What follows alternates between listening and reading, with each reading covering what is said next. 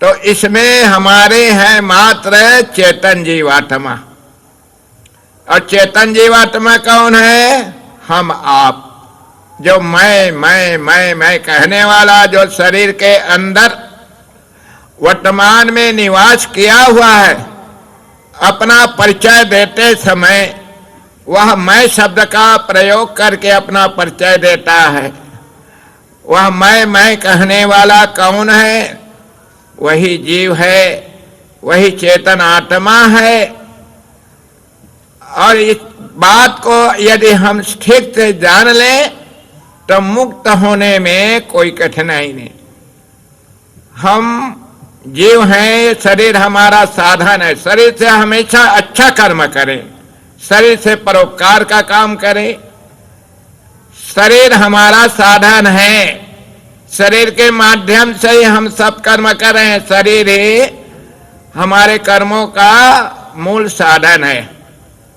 इसलिए शरीर का प्रयोग हमेशा अच्छा करना चाहिए।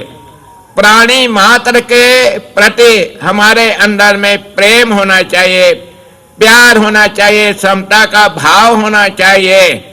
हमारे अंदर में कोई प्रकार का मनोविकार नहीं होना चाहिए किसी प्राणी के प्रति। ये ध्यान रखें, यही बात को जानने के लिए आए हैं। तो पहले जाने स्वरूप को, पाछे बंधन चीन। हम बंधन को भी नहीं समझे, हम किस में बंधे हैं। अगर किसी से कहा जाए तुम बंधन में हो, तो कहेगा मैं कहां बंधन में हूं? मेरे कमर में रस्सी नहीं, कलाई में रस्सी नहीं, पैर में रस्सी नहीं, गला में रस्सी नहीं, मैं कहां बंधा हूं? लेकिन बंधन नहीं दिखाई दे रहा। सदगुरु कबीर साहब ने कहा भी है, बिन रसरे जग सकलो बंधा, बंधा कहे अलेख, दिन्हा दर्पण हस्त में चक्षु बिना क्या देख। सदगुरु कहते हैं लोगों को अपना बंधन नहीं दिखाई दे रहा है। क्यों नहीं दिखाई दे रहा है? तो एक सुंदर उदाहरण देते हैं। एक आदमी के हाथ में दर्पण दे दिया गया और उस आदमी से कहा गया कि भाई आप अपना चेहरा दर्पण में देखो। तो वह आदमी कहता है, अरे भाई मैं तो अपना चेहरा नहीं देख पा रहा हूं। क्यों क्यों नहीं देख पा रहा है? अरे अंधा है, अंधा, दोनों नेत्र से अंधा है। तो हाथ में दर्पण होते हुए भी चेहरा कैसे देख पाएगा? देखने का साधन तो ये नेत्र ही है। इसी प्रकार से हमारा तो दो नेत्र बाहर है और दो नेत्र अंदर भी है। सदगुरु कबीर साहब ने कहा, बाहर की दो गई, हिव की गई हिराय, कहे कबीर जाके चारे गई ताको का उपाय। हम चारों नेत्रों से अंधे हैं, इसलिए बंधन नहीं दिखाई दे रहा। बंधुआ, इस बंधन को काटना है तो अंदर का नेत्र खोलें, अंदर का नेत्र को साबित रखें। अंदर के नेत्र क्या है? विवेक और विचार। विवेक और विचार ही हमारे अंदर के नेत्र है, हृदय के नेत्र है। इन दोनों नेत्र को अच्छा बना के रखें, विवेक करें। हमारा व्यवहार किस प्रकार से होना चाहिए?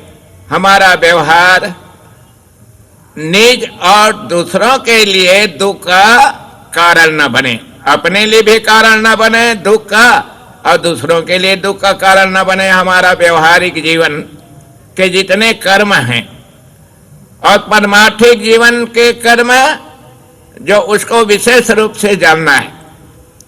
दो प्रकार के बंधन सदगुरु कबीर साहब बताए हैं, खानी जाल और बाणी जाल।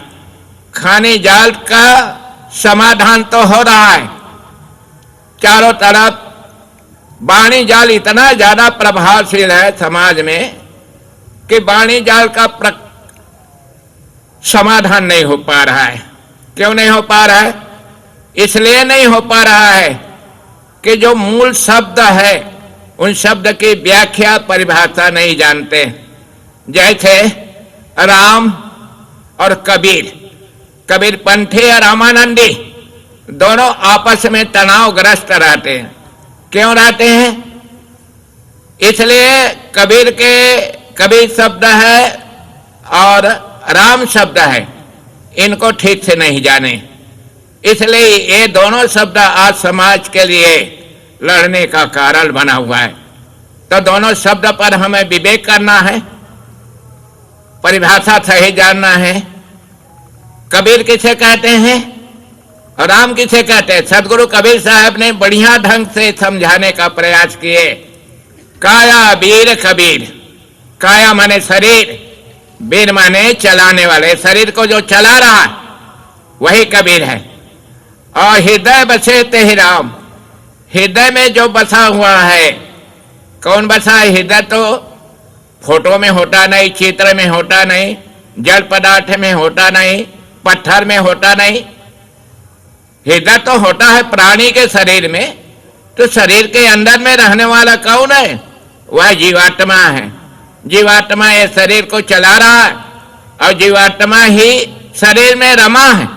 इसलिए ये जीवात्मा ही राम हुआ और जीवात्मा ही कबीर हुआ। और हम सब जीव कबीर हम ही सिद्ध हो रहे हैं, राम हम ही सिद्ध हो रहे हैं। अपने से पृथक अन्य कबीर मान करके उसकी वंदना करेंगे, अन्य कबीर राम मानकर अन्य राम को मान करके उसकी वंदना करेंगे, और सुनने वाला नहीं, ना हमारे दुखों को दूर कर सकता है, ना हमारे अंदर में समता का उपदेश कर सकता है। ये जो मानव के रूप में सदगुरु बैठे हैं, उनके पास हम अपनी दुखड़ा सुनाएं, वह हमें समाधान देंगे। तो इस प्रकार से सदगुरु कबीर साहब बहुत सुंदर ढंग से हमें समझाने का प्रयास किए हैं। सदगुरु कबीर साहब की वाणी बीजक में संकलित है। आप सब बीजक पढ़ें, और बीजक पढ़ेंगे तो निश्चित ही आपको बोध होगा और दुखों से छूटने में आपको भी कोई कठिनाई नहीं होगी। तो इस प्रकार मैंने अपना कुछ समय में ही अपना विचार दिया।